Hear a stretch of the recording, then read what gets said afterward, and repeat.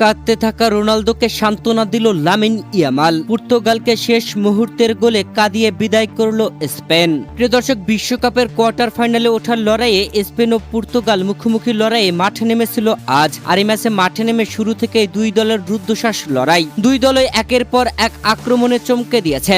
তবে দুই দলের গোলকিপারই ফিনিক্স পাখির মতো উড়ে উড়ে গিয়ে গোল রক্ষা করেছেন। দুই দলের গোলকিপারই চমকে দিয়েছেন তাদের দুর্দান্ত জাদুকরী গোলকিপিংয়ে। প্রিয় দর্শক, ম্যাচের শুরু থেকেই জমে ওঠা লামিন ইয়ামাল ও রোনালদোদের লড়াই শেষ হয়েছে এক গোলের ব্যবধানে, যেখানে ম্যাচের প্রথমার্ধে কোনো দলই গোল হজম করেনি। তবে দুই দলই একের পর এক আক্রমণ করেছে।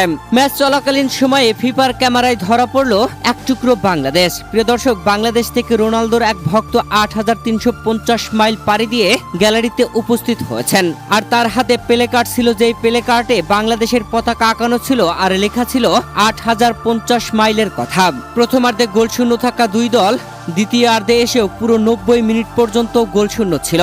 তবে ৯০ মিনিট শেষ হওয়ার পরে অতিরিক্ত যোগ করা হয় ৬ মিনিট। অতিরিক্ত যোগ করা ৬ মিনিটের প্রথম মিনিটের ৬ সেকেন্ড না যেতেই দুর্দান্তভাবে গোল আদায় করে নিয়ে এগিয়ে যায় লামিন ইয়ামালদের স্পেন। দুর্দান্তভাবে মিকেল মেরিনোর গোলে এগিয়ে যায় স্পেন। ফ্রান তেরেসের দুর্দান্ত অ্যাসিস্টে গোল আদায় করে নিয়ে উল্লাসে মাতে স্পেনের ডাগআউটে থাকা কোচিং প্যানেল। গ্যালারিতে উল্লাসে মাতে স্পেনের সমর্থকরা। তবে কাঁদতেছিল রোনালদোর ভক্তরা, পর্তুগালের ভক্তরা। শেষ মুহূর্তে এমন গোল যেন হারেরই আভাস।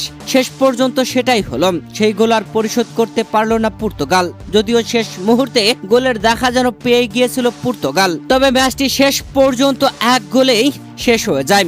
স্পেন দুর্দান্তভাবে এক গোলে পর্তুগালকে হারিয়ে দিয়ে বিশ্বকাপের কোয়ার্টার ফাইনালে জায়গা করে নিল।